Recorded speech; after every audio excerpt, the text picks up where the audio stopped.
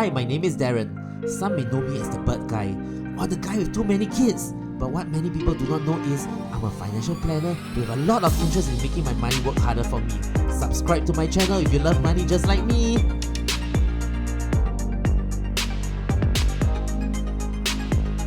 Hi guys, and welcome to Let's Talk Money. For those of you who have not caught my first video on options, I'll encourage you to do so, and the link is above. Stay till the end where I'm going to share with you a profit taking technique as well as some disadvantages to this perfect strategy. So what is an option wheel? The option wheel is commonly touted as the perfect strategy to generate passive income for the option portfolio. In order to understand this strategy, we must first understand that besides buying options, we can also sell or write options. Let's talk about selling a put option. The option buyer has the right but not the obligation to sell a stock at a set price on or before the predetermined date. The option seller, on the other hand, has that obligation to buy that particular stock at a set price on or before the predetermined date. So the first step in the wheel is to sell a cash secured put. So what is a cash secured put? A cash secured put is basically selling a put option with enough cash in our options trading account to buy that particular security in the event of assignment. The main reason why people sell puts is because they have identified a stock to be a good candidate. However, the price of the stock is trading at a price that is too high for their liking. So what they can do is either number one, wait for the stock to drop, and number two, to sell a put at a strike below a price that they're comfortable to own. So what will happen is they'll be receiving premiums from the option buyer. So should the stock trade below the strike price, they'll be obliged to purchase the stock at a predetermined strike price, which is a price that they're already comfortable to own. And the cost basis of the stock would then be the strike price plus whatever transaction costs that they've incurred minus whatever premiums they receive. However, if the stock trades above the strike price, then the put option will expire worthless and whatever premiums they've collected will just be theirs. Now, I want you to pause and think.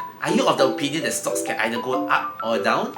Well, that used to be me in the past. However, surprise, surprise, stocks can either go up, down, or sideways. The put seller will profit when the price of the stock either remains the same or goes up. The reason why is because, as mentioned in my previous video, options experience what we call time decay. So you'll notice that when the option moves closer towards expiration date, the time value of the option goes closer to zero. And if the stock does not move or it goes up, then the put option seller can then buy back the option at a much cheaper price in the open market. Now, if you're someone who have consistently sold puts over a long period of time, well, congratulations, you have pocketed a fair bit of premiums.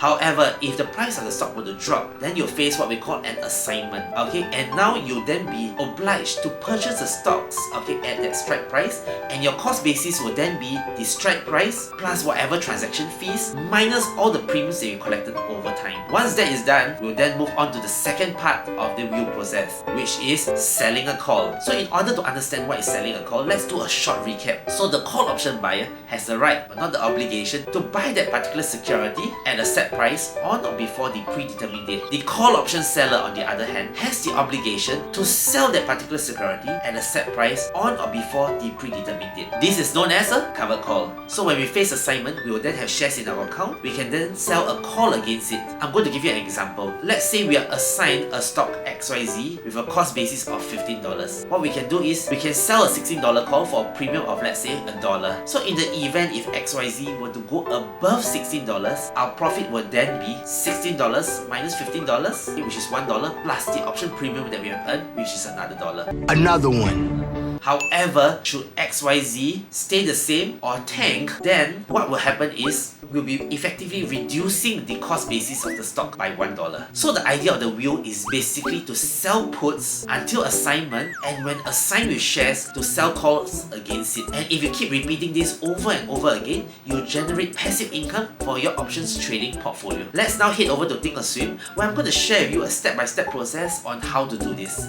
Okay, hi guys. So this is Think or Swim. Okay, so the first thing, of course, is to put in our ticker symbol. Okay, so I'm going to put in FB, which is Facebook. Okay, so now we are going to look at the option chain. So where do we find our option chain? Over here. You click it and you see all the options that we can do to place our sold put. Okay, I'm going to find one that is maybe 30 days. Okay, these are the puts over here and these are the calls. Okay, and when we sell, we always sell at the bid. Okay, so now for example, I'm comfortable. Okay, so now you can see Facebook is trading at $352. Okay, this is after market hours. Okay, so Facebook is trading at $352.96. Let's say I'm very comfortable to own it at maybe $340. Okay, so I'll head on to the $340 strike. The bid is 7.75. I'll just click on it. So over here, you'll notice that I'm selling 10 Facebook, okay, which expires on the 30th of October, and it's a 340 put. Okay, but obviously we're not going to sell 10. Let's just sell one. Okay, click review. And you'll notice, okay, so for selling one option, okay, I'll credit $774.35. The reason why is because what I'm getting is 775, okay, but there is a transaction fee of 65 cents, hence it's 774.35. Okay, and once you're comfortable with this, just click send. Okay, so now let's assume that we have already sold a put and got assigned at, let's say, $340. Okay, we can now sell a call. Okay, so let's say now we have gotten the stock, okay, at maybe, let's say, $340.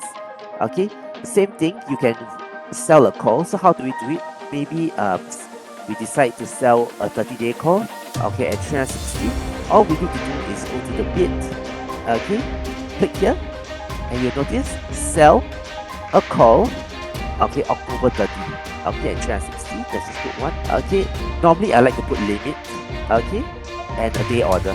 Click review, and then you notice, okay, what you get is 955 of credits, but there's a 65 cents charge, so it's 954.35 of credit.